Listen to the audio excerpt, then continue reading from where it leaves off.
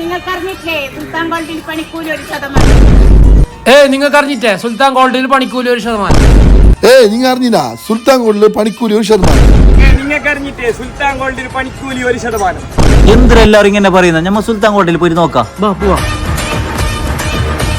Hello ചങ്ങായിമാരെ, അപ്പൊ നമ്മളിപ്പോ നിൽക്കുന്ന കാസർഗോഡുള്ള സുൽത്താൻ ഡയമണ്ട്സ് ആൻഡ് ഗോൾഡിലാണ്. അപ്പൊ ഇവിടെ ഒരുപാട് ഓഫർ നടക്കുന്നുണ്ട്. ഇവിടെ നിന്ന് പർച്ചേസ് ചെയ്യുന്നവർക്ക് 1% മുതലാണ് പണിക്കൂലി. ലിമിറ്റഡ് ഓഫർ ആണ്. ഓഫർ എന്തൊക്കെയാണെന്ന് കാണിച്ചു.